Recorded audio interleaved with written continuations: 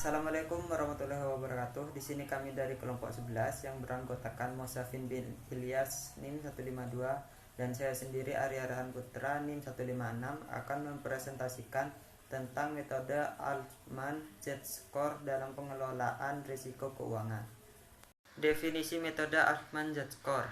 Altman Z-Score adalah salah satu metode untuk mengetahui tingkat kesehatan keuangan perusahaan yang dapat digunakan untuk menilai keberhasilan atau tidaknya manajemen perusahaan, yaitu merupakan model rasio yang digunakan untuk memprediksi kebangkrutan perusahaan atau financial distress dan mengukur kesehatan keuangan suatu perusahaan.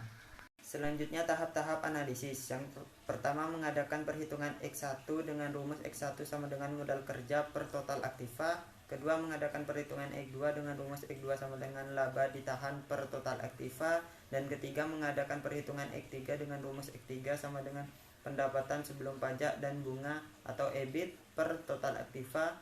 4 mengadakan perhitungan X4 dengan rumus X4 sama dengan nilai pasar ekuitas atau per nilai buku hutang.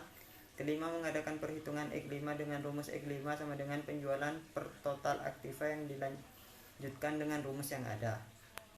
Selanjutnya itu adalah pengaplikasiannya, di mana kami menggunakan artikel yang berjudul tentang analisis risiko keuangan dengan menggunakan metode Altman Z-Score, studi kasus pada PT Bank Rakyat Indonesia Tbk tahun 2011 hingga tahun 2013. Yang pertama itu adalah terhadap rasio net working capital to total assets atau X1.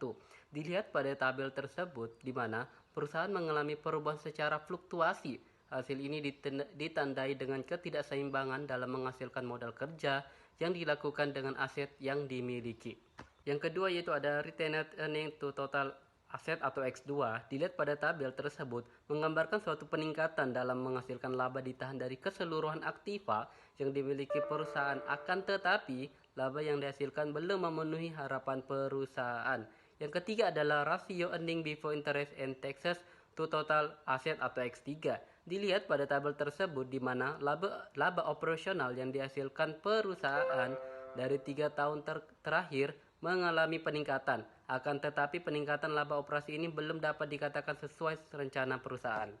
Yang keempat adalah rasio market value equity to book value of total debt atau X4. Dilihat pada tabel tersebut di mana menunjukkan bahwa terjadi fluktuasi dalam market value of equity to book value of total liability.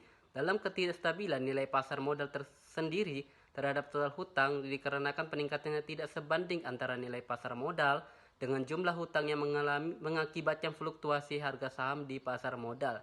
Dan yang kelima adalah rasio sales to total asset atau X5, di mana pada tabel tersebut menunjukkan penjualan mengalami fluktuasi. Peningkatan yang terjadi secara fluktuasi dikarenakan antara penjualan dan total aset tidak sebanding peningkatan. Selanjutnya adalah hasil analisis model Altman Z-Score. Dilihat pada tabel tersebut, dari hasil analisis yang dilakukan di atas menunjukkan bahwa kinerja yang dilakukan oleh manajemen PT Bank Rakyat Indonesia tahun 2011 hingga tahun 2013 dengan Z-Score kurang lebih 1,8. Ini berarti dalam skala yang diatur Z-Score menggambarkan perusahaan mempunyai kinerja yang buruk yang mengakibatkan kesulitan dalam keuangan. Hal ini akan memunculkan kemungkinan resiko yang sangat tinggi yang sewaktu-waktu perusahaan tersebut akan mengalami kebangkrutan jika perusahaan tersebut tidak segera diperbaiki.